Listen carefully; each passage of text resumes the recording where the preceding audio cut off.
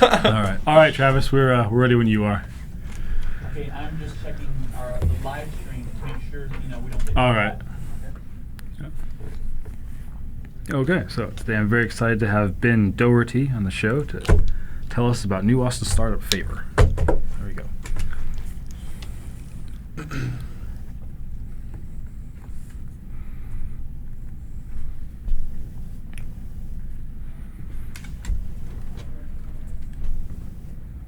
I could almost just answer those first two questions just in one. Oh, okay, yeah, that's because that's how I'm gonna explain it. I'm gonna say what it is, and then I'm gonna be like, yeah, so you could get this. Yeah. Yeah, that's cool. They're not set questions. Okay. I kind of have them with a conversation in mind. Yeah, cool. Okay. Yeah, so, it's more conversational. Yeah. Yeah. And that's how it's going to work. It's the middle camera comes on. It's like, hi, welcome to Silicon Hills. We're just going to have talk about it. Cool. So, yeah, don't let me ramble on too much. I'll try not to. Yeah, that's fine. It's fine. I always ramble a little bit. All right, stand by. Here comes the intro. Okay. All right.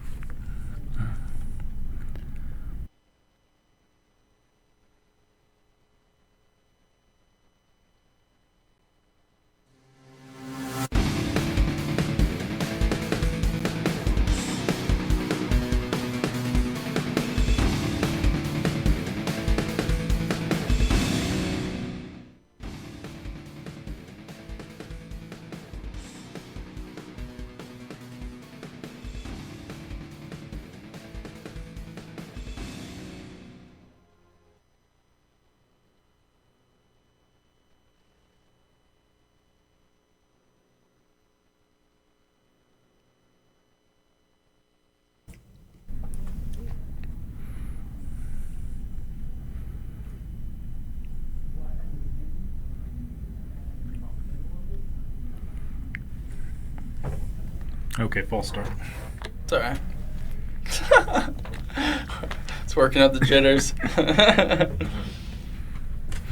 It's kind of nice to have false starts, though, because, it does kind of work out. It's whatever. When I was at UT, I had to, we did, a kind of a fake show. Yeah. Where it's, the timing and everything has to be perfect. Mm-hmm. And, man, it's stressful. Yeah. To have to, hit your cue, immediately every single time. Yeah. It's so stressful. So. That makes sense. All right, stand by.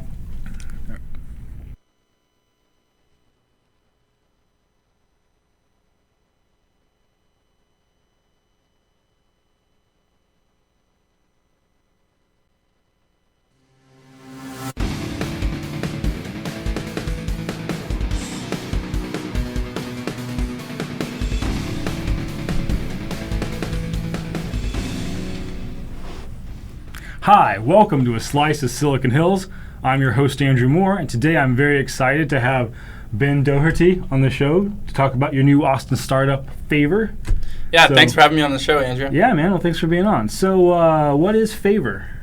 Favor's an on-demand delivery service, and we have an iPhone app out in the App Store, so you could search for Favor in the App Store to get it. But basically how it works is you can go on the app, and you can click about, you're 3 clicks away from anything you want delivered in Austin. So we'll deliver, we'll go pick up your groceries for you at H-E-B, or, we could go up to we could pick up any popular trailer food place or anything like that. Wait, so in anything in Austin? Yeah, so we Really? basically, we set out a set delivery area. So we deliver from anywhere from as south as East Old Torf, which is right in the middle of South Austin there. Right. To as far north as about 51st Street, and then in between Route 35 and Mopac. So it's a large area. It's kind of like the little square that the highways make. Exactly. Is that the idea? Yeah, yeah. That's pretty much it. Okay. And we have a team of delivery drivers who work behind our app at all the hours we're open. So we'll literally go and pick up anything you want from any local store. Really? Yeah. Okay, that's awesome. So you have then your Favor app, which I guess it's iOS app. Yep. The App Store, and you can get on this thing, and you can just, as long as you're in that area, you can order anything from any Is there any limits or stipulations on this? No. I mean, we have featured places that we like to feature. Just we basically feature the most popular places that are in the area. But you're able to actually ask for anything. Click this button, ask for anything. You type any local store name and anything you want. So for example, I think last week we one of we call them favor runners. They're our delivery drivers. And actually, I brought this shirt on the show because all of our delivery drivers, they all rock these tuxedo T-shirts. So this is kind of our, our brand that we have. Anyways, so last week, one of our favorite runners actually went and picked up like an Xbox controller from the mall for somebody, and I don't know. Apparently, they really need that. And then, I mean, we do like large grocery orders every week. But I'd say probably the most common thing is just some really popular places that don't deliver, like Doherty's Tacos is pretty popular. Interesting. Like places like Pete Terry's and things like that are pretty busy. So. Oh, okay. Mm-hmm. So what is? I guess there's several layers to this, but what is the overall business model for this? Like, how do you make money? Because you have to make some money on the top, right? And you have to pay your drivers and stuff. How does that all work? Yeah, so, first we have our drivers working as independent agents behind the iPhone app. So they basically work for tips. So it's, it's similar to like a taxi driver or a pedicabber or something like that. They're working for the tips they make. But how we make money is we charge a flat rate $5 delivery fee, and then you got to tip the driver as well. So we make some money off that. And then we team up with select local merchants, and they usually pay us a percentage on the transaction. And those are the merchants that we feature on the app. Okay, so is that $5 or I guess $7 in addition to the thing that you bought? Like if you have Doherty's Tacos and it was like $10 or something like that? Yeah. So how the cost would break down is so you got $10 worth of Doherty's Tacos. You have to pay the $5 delivery fee, and then there's a minimum $2 tip. So it would be about $17 for the $10 at Doherty's. Okay, cool. Yeah, I mean, it's brought right to your door, and we average about a half an hour delivery times. And from store to door, we're looking at we're doing like 5-10 minute drives. Cool. So how many employees and drivers and stuff like that do you guys have currently? Yeah, so it's me and my co-founder Zach Murray, and then we also have a couple programmers who work for us about part-time, and then we have 12 runners on hand. Oh, all right. That we basically we kind of set a schedule out and make sure that there's always a delivery driver available to deliver. And then we have another employee, Anna, and she's helping us do outreach, PR and outreach to local media. Okay, cool. Yeah. So about, I guess, what is that, like maybe 15 people? Right? Yeah. So we got 12 runners. Of course, the 12 runners are contractors then. Right. Yeah. Okay. They don't technically work for us. Okay. Yeah. So then, it seems like as far as like the consumer is concerned, it's a very, very simple product. But I imagine there are a lot of technical challenges in building an app and an infrastructure where you actually can keep track of all your drivers. Right. Oh, what were the challenges associated with that? Yeah, so that's really where all of the struggle is. I mean, when you actually get to what the consumer sees, it's incredibly simple. It's a featured list of places, or they can type anything they want. So it's really 3 clicks that they can request for a delivery. As far as what actually happens behind the scenes is way more intense. So I mean, that's why we spent a lot of time in California. That's where we were before this. So we were in San Luis Obispo, California, and for that, from January to the end of January until the end of May, we were solely focused on working on the app that the delivery drivers use. So that was a huge part of the work that we put in was what the delivery drivers use to actually perform the deliveries.